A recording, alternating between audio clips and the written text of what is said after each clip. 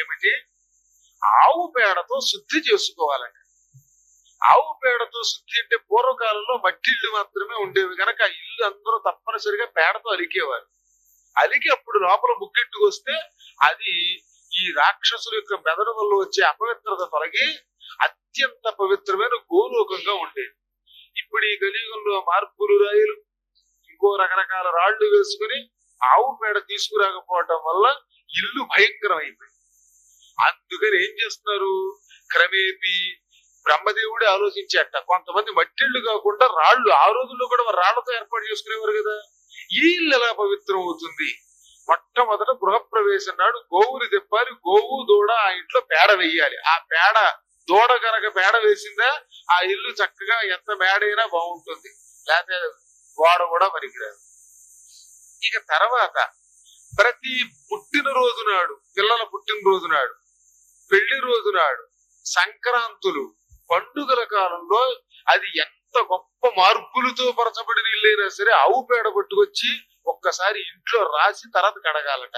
అప్పుడు ఆ ఇంట్లో ఎప్పటికప్పుడు వచ్చే గ్రహ దోషాలు, దుష్ట దోషాలు, గ్రహాలు తొలగుతాయి.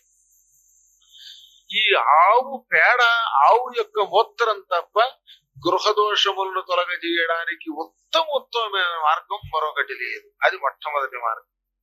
అయితే ఏ ఆవు పేడ ఉపయోగించాలి దానికి కూడా నియమం చెప్పారు. వంధ్య, దూడలు పెట్టనటువంటి ఆవు పేడ పనికిరాదు. జీవితంలో ఏనని ఆవు పనికిరాదు. దుష్ట, పొడిచే క్రూర లక్షణం కలిగిన ఆవు పనికిరాదు. కొన్ని ఆవులు పొడుస్తాయి, కయ్యని, అలాంటివి పనికిరావు. దేనాంగి, బొత్తిగా అవయవాలంటే రోగాలు వచ్చి కళ్ళమ్మట నీళ్లు గారుస్తూ పక్క చిక్కిపోయిన ఆవు పనికిరాదు. కర్మగాని పక్క చిక్కిన వాళ్ళు ఎదుగు పనికి రాకుండా పోతారేమో. మృతవత్సాచయ అపవేత్, ఒకే దూడ పుట్టి చచ్చిపోయిన ఆవు కూడా పనికిరాదు. యజ్ఞార్థం గోమయంతస్య నాహరేది భాషితం.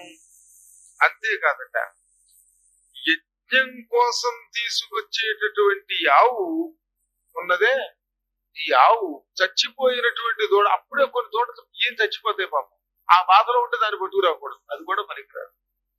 దక్కిన ఆవుల యొక్క కాస్త మంచి ఆవు, దూడతో ఉన్నవి, ఇలాంటి ఆవుల యొక్క పేడ ఇంటికి పనికొస్తుంది. అది యజ్ఞంతో సమానమది.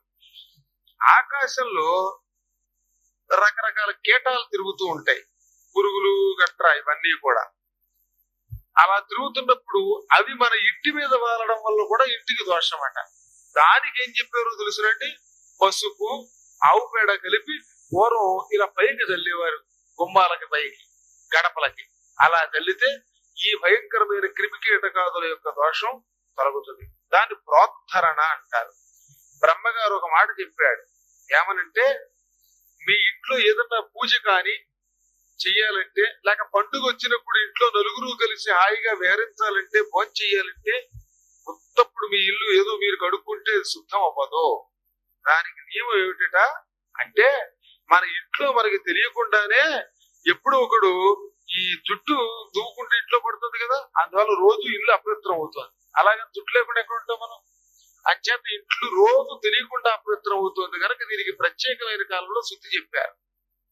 అస్థి కంటక సిద్ధ్యర్థం బ్రహ్మణ పరిభాషితం.